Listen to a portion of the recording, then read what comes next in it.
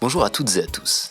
Après un premier épisode dans lequel nous avons parlé d'un requin vieux de plusieurs siècles, d'un escargot avec une coquille en fer ou encore d'une méduse au venin surpuissant, nous allons poursuivre notre découverte de ces espèces incroyables à bien des égards. Cette fois-ci, nous allons élargir notre champ de recherche et nous intéresser également aux plantes. Au programme, un insecte tueur en série d'araignées, une herbe qui pousse de plusieurs dizaines de centimètres par jour ou encore l'animal le plus long du monde, grand inconnu du public.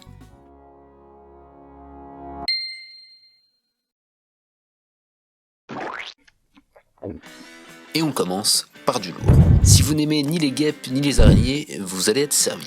Nous allons parler des pompiles, une famille appartenant à la même superfamille que les guêpes. Les pompilidés regroupent quelques 4000 espèces connues à travers le monde.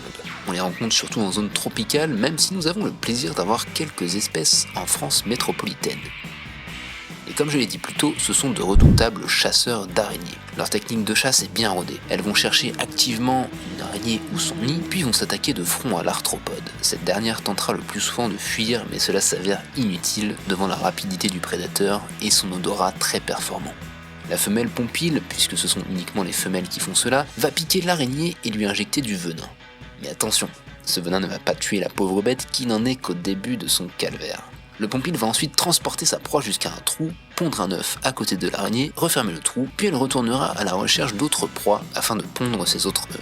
Un œuf par araignée, vous imaginez le carnage. En fait, l'araignée sert de garde-manger pour la larve de la guêpe. Quand l'œuf va éclore, la larve aura à manger à profusion. Et attention pour les âmes sensibles, tout à l'heure je vous ai dit que la guêpe ne tuait pas l'araignée, elle la paralyse seulement afin que la chair ne pourrisse pas. Et bien, chez certaines espèces, pour éviter que l'araignée ne s'enfuit lorsqu'elle reprendra conscience, la maman guêpe lui coupe les pattes. L'araignée se fait donc dévorer vivante sans pouvoir bouger. Sympa.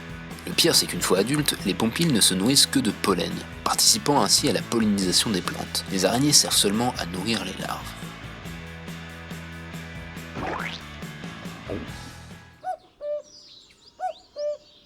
S'il y a bien un oiseau dont tout le monde connaît le chant, c'est bien lui. Le coucou, grand oiseau gris de nos campagnes, a cette fameuse particularité de pondre ses œufs dans le nid d'autres espèces d'oiseaux. Nous allons parler de son cousin africain, le grand indicateur que l'on rencontre en Afrique subsaharienne. Et si on veut être exact, ce ne sont pas des cousins du coucou comme je l'ai dit plus tôt, ils sont plus proches du pic vert que du coucou. Alors pourquoi vous avez dit une fake news ? Eh bien, si on a tendance à rapprocher ces deux espèces, c'est que, tout comme notre fameux coucou, les indicateurs pondent leurs œufs dans le nid d'autres espèces d'oiseaux. Le problème, c'est que l'œuf de l'indicateur va éclore un peu avant celui des autres oiseaux, et notre bébé indicateur, à sa naissance, est muni de crochets sur son bec. Lorsque les bébés de l'autre espèce vont naître, l'indicateur aura l'instinct de les tuer les uns après les autres. Ceci aura pour effet que ses parents adoptifs, qui ne se sont pas rendus compte de la supercherie, vont donner toute leur attention aux petits tueurs en série.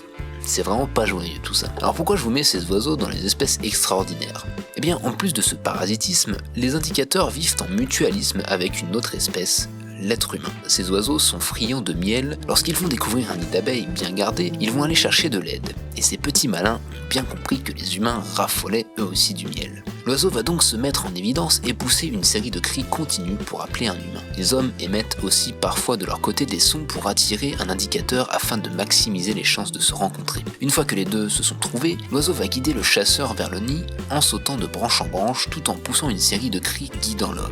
Une fois les abeilles endormies, le chasseur n'aura plus qu'à se servir et donnera bien sûr, pour le récompenser de son service, un bout du nid à l'oiseau. Je trouve que ce mutualisme est vraiment incroyable, car ces oiseaux ne sont pas du tout dressés, ils font ça instinctivement, et chasseurs comme oiseaux en ressortent gagnants. Parlons maintenant d'une plante, le bambou. Nul doute que vous avez déjà croisé un spécimen de bambou dans votre vie. Étant donné qu'il est très apprécié comme plante d'ornement, on en trouve en France, mais leur présence n'est pas naturelle. Ces plantes poussent à l'état naturel un peu partout dans le monde, sauf en Europe et dans les zones polaires bien sûr.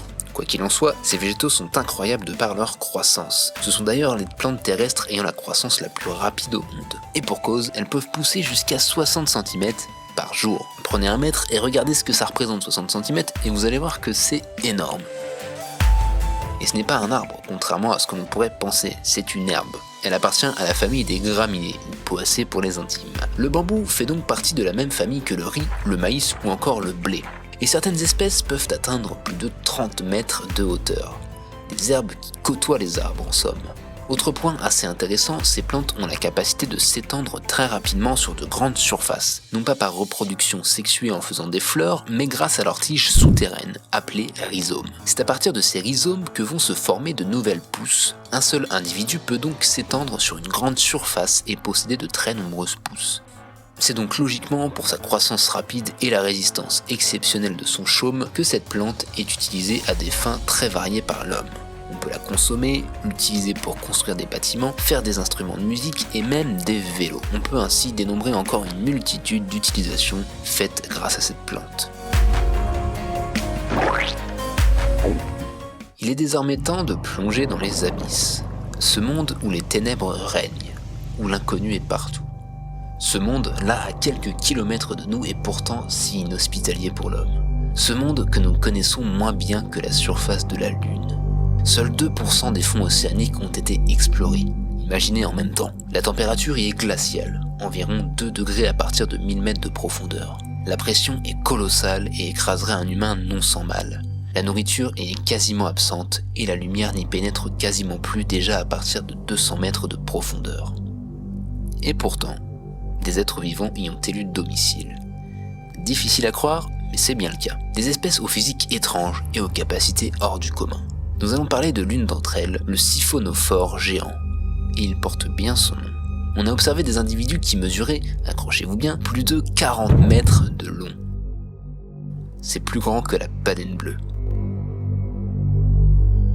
On le rencontre dans tous les océans du monde évoluant entre 700 et 1000 mètres de profondeur, et il se nourrit de crustacés ou de petits poissons. Mais si le caractère extraordinaire de cet animal s'arrêtait à sa taille, ça serait pas drôle. En fait, là, juste devant vous, vous avez non pas seulement un organisme, mais plusieurs dizaines d'organismes connectés les uns aux autres par la tige principale appelée le stolon. On est donc en présence de plusieurs individus, mais qui, en plus, ont chacun un rôle bien précis.